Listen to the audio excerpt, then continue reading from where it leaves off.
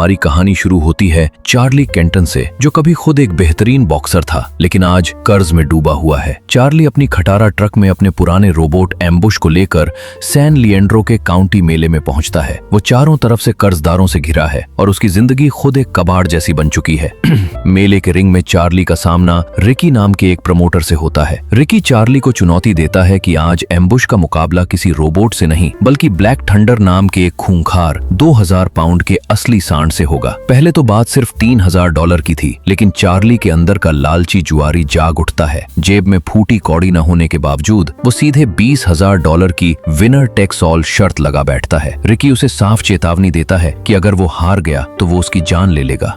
Fight शुरू होती है और एम्बुश शुरुआत में सांड पर भारी पड़ता है, लेकिन लड़ाई के सबसे नाजुक मोड़ पर चार्ली का ध्यान भटक जाता है और वो रिंग के बाहर एक लड़की को ताड़ने लगता है। बस इसी एक पल की लापरवाही का फायदा उठाकर ब्लैक थंडर एम्बुश पर एक भयानक हमला करता है और उसके परखच्चे उड़ा देता है। एम्बुश पूरी तरह तबाह हो जाता है। अपनी जान बचाने और रिकी के $20000 चुकाने के डर से चार्ली तुरंत वहां से भाग निकलता है। चार्ली अभी इस हार के सदमे में था कि तभी कोर्ट के कुछ लोग उसे ढूंढते हुए आते हैं। वे उसे बताते हैं कि उसकी एक्स गर्लफ्रेंड कैरोलिन की मौत हो चुकी है और उसका एक 11 साल का बेटा है जिसका नाम मैक्स है। मैक्स की अमीर मौसी डेब्रा उसे गोद लेना चाहती है, लेकिन कानूनन इसके लिए चार्ली के दस्तखत जरूरी हैं। चार्ली, जिसे अपने बेटे से कोई लगाव नहीं था, इस मजबूरी का फायदा उठाने की सोचता है। वो कोर्ट रूम के बाहर डेब्रा के अमीर पति मार्विन से एक गुप्त सौदा करता है। वो $1 लाख के बदले मैक्स की कस्टडी सौंपने को तैयार हो जाता है, लेकिन मार्विन एक शर्त रखता है कि उन्हें 3 महीने के लिए इटली जाना है, इसलिए गर्मियों के ये 3 महीने मैक्स को चार्ली के पास ही रहना होगा। चार्ली तुरंत मान जाता है और एडवांस के तौर पर $50,000 कैश अपनी जेब में डाल लेता है। चार्ली को एडवांस के $50,000 मिल चुके हैं। $50,000 मिलते ही चार्ली के सिर पर फिर से अमीर बनने का भूत सवार हो जाता है। वो उन पैसों से अपनी जिंदगी सुधारने के बजाय तुरंत नॉइजी बॉय नाम के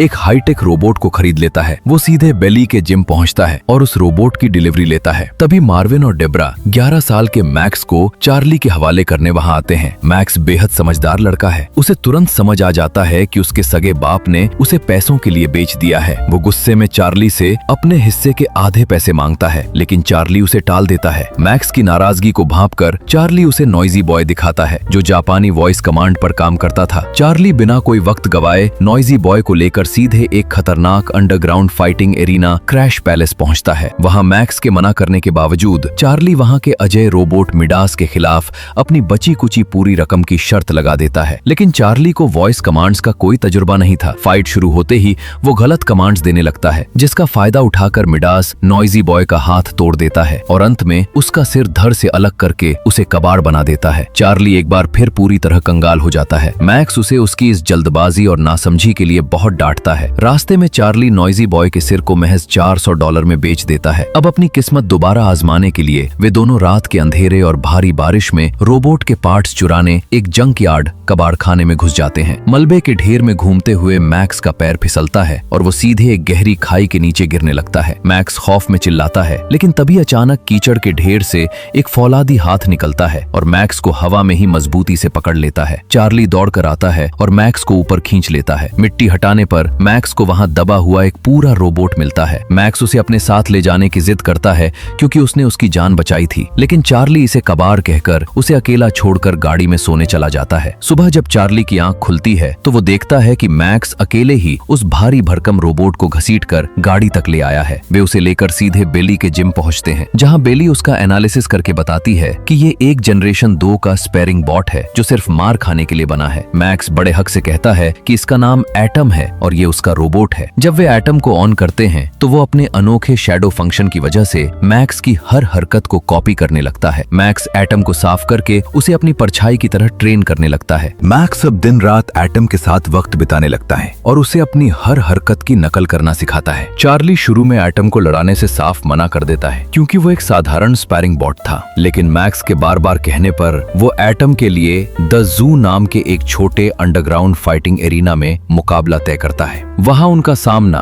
मेट्रो नाम के एक बेहद ताकतवर रोबोट से होता है। मैक्स समझदारी दिखाते हुए मेट्रो के प्रमोटर किंगपिन से $1000 की शर्त लगाता है कि एटम सिर्फ एक राउंड टिक जाएगा। फाइट शुरू होते ही मेट्रो अपने भारी भरकम हथियारों से एटम पर टूट पड़ता है और उसे रिंग के फर्श पर गिरा देता है। चार्ली उम्मीद छोड़ चुका था, लेकिन मैक्स पूरी ताकत से एटम को उठने के लिए पुकारता है। मैक्स की आवाज सुनकर एटम चमत्कारी रूप से वापस खड़ा हो जाता है और राउंड खत्म होने तक टिका रहता है। चार्ली को अपनी शर्त के $1000 मिल चुके थे, लेकिन तभी किंगपिन उन्हें डबल या नथिंग की चुनौती देता है। मैक्स के कहने पर चार्ली ये रिस्क ले लेता है। दूसरे राउंड में मैक्स मेट्रो की चालों को समझ चुका था। जैसे ही मेट्रो हमला करता, मैक्स एटम को फुर्ती से डॉज करवाता और तभी सही मौका देखकर वह एटम को एक जबरदस्त अपरकट मारने का कमांड देता है, जिससे विशालकाय मेट्रो धड़ाम से रिंग में गिरकर हार जाता है। इस शानदार जीत के बाद उनकी किस्मत चमक उठती है। मैक्स हाईवे के एक मॉडल पर चार्ली के पुराने रोबोट्स के वॉइस कमांड वाले हिस्से निकालकर एटम में फिट कर देता है। वो चाहता था कि चार्ली इसे ऑपरेट करे, क्योंकि चार्ली अपने जमाने का एक बेहतरीन बॉक्सर था। चार्ली मान जाता है और एटम को बॉक्सिंग के बेहतरीन पैंतरे सिखाना शुरू करता है। दोनों की ये पार्टनरशिप कमाल कर देती है। फाइट से पहले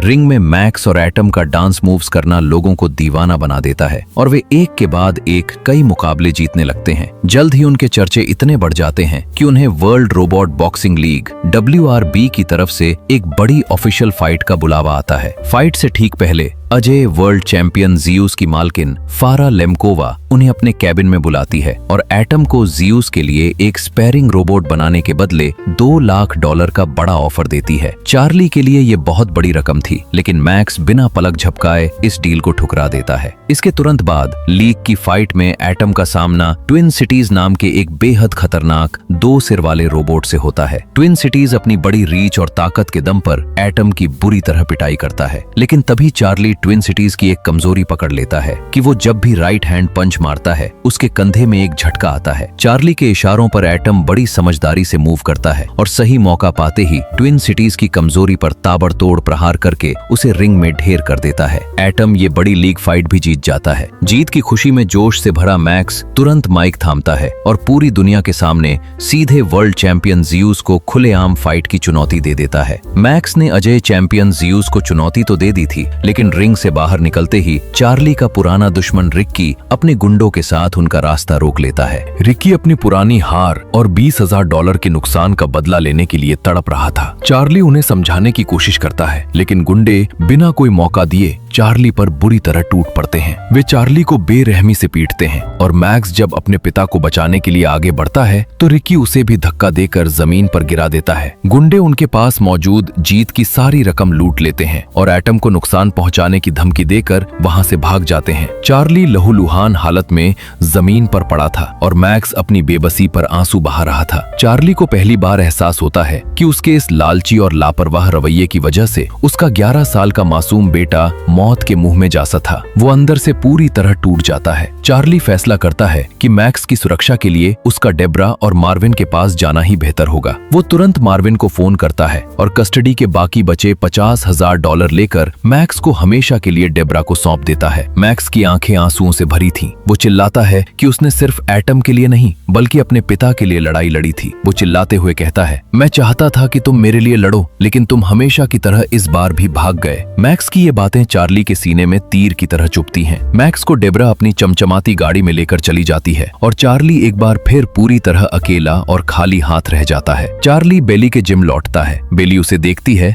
और समझाती है कि उसने पैसों के लिए नहीं बल्कि अपने डर की वजह से मैक्स को दूर भेजा है। चार्ली को अपनी जिंदगी की सबसे बड़ी गलती का एहसास होता है। वो समझ जाता है कि मैक्स ही वो ताकत थी जिसने उसकी मरी हुई उम्मीदों को फिर से जिंदा किया था। चार्ली अपनी जिंदगी में पहली बार भागने के बजाय लड़ने का फैसला करता है। वो डेब्रा के घर पहुंचता है और मैक्स से अपनी गलतियों की माफी मांगता है। वो डेब्रा से गुजारिश करता है कि उसे सिर्फ एक रात के लिए मैक्स को अपने साथ ले जाने दिया जाए, क्योंकि जियूस के खिलाफ होने वाली महाजंग की रात आ चुकी थी और इस लड़ाई को वे दोनों मिलकर मिलकर ही लड़ सकते थे। मैक्स अपने पिता की आंखों में वो सच्चा पछतावा देखता है और रोते हुए उनके गले लग जाता है। चार्ली और मैक्स एक बार फिर साथ थे, लेकिन उनके सामने खड़ी थी अब तक की सबसे बड़ी चुनौती, अजय फौलादी दैत्य ज़ीउस। फाइट शुरू होने से पहले मैक्स और एटम ने हमेशा की तरह रिंग में अपना सिग्नेचर डांस किया, जिसने पूरे स्टेडियम का जोश 7वें आसमान पर पहुंचा दिया। पहली घंटी बजती है और ज़ीउस बिजली की रफ्तार से एटम पर टूट पड़ता है। ज़ीउस के मुक्कों की ताकत इतनी भयानक थी कि पहले ही राउंड में एटम रिंग के फर्श पर गिर जाता है। चार्ली और मैक्स के चेहरे पर हवाइयां उड़ने लगती हैं, लेकिन मैक्स की हिम्मत अभी भी कायम थी। वो चिल्लाता है और एटम फिर से उठ खड़ा होता है। पहले कुछ राउंड्स में ज़ीउस एटम की बेरहमी से पिटाई करता है, लेकिन एटम के अंदर मार खाने की गजब की क्षमता थी, जिसकी वजह से वो हर बार गिरकर वापस खड़ा हो जाता है। लड़ाई के चौथे राउंड में ज़ीउस का एक जोरदार प्रहार एटम के वॉइस रिकॉग्निशन सिस्टम को पूरी तरह तबाह कर देता है। अब एटम न तो मैक्स की आवाज सुन सकता था और न ही चार्ली के वॉइस कमांड्स पर काम कर सकता था। ऐसा लगा कि सब कुछ खत्म हो गया। तभी मैक्स को एटम का शैडो फंक्शन याद आता है। वो चिल्लाकर चार्ली से कहता है, चार्ली, तुम्हें रिंग के बाहर खड़े होकर खुद बॉक्सिंग करनी होगी। एटम तुम्हारी हर हरकत को कॉपी करेगा। चार्ली पहले तो हिचकिचाता है, लेकिन फिर अपने बेटे के भरोसे को देखकर वो रिंग के बाहर ठीक एटम के सामने खड़ा हो जाता है। जैसे ही 5वां और आखिरी राउंड शुरू होता है, चार्ली हवा में पंच मारना शुरू करता है और एटम हूबहू चार्ली की तरह रिंग के अंदर ज़ीउस पर वार करने लगता है। चार्ली का बरसों पुराना बॉक्सिंग का हुनर आज एटम के फौलादी शरीर के जरिए रिंग में उतर आया था। एटम की फुर्ती और चार्ली के पैंतरों के सामने ज़ीउस पहली बार बेबस नजर आने लगता है। चार्ली देखता है कि लगातार हमले करने की वजह से ज़ीउस के सिस्टम की बैटरी और उसकी ताकत कम होने लगी है। सही मौका देखकर चार्ली एटम को एक के बाद एक कई जोरदार हुक्स और अपकट्स मारने का इशारा करता है। एटम का एक आखिरी और बेहद शक्तिशाली पंच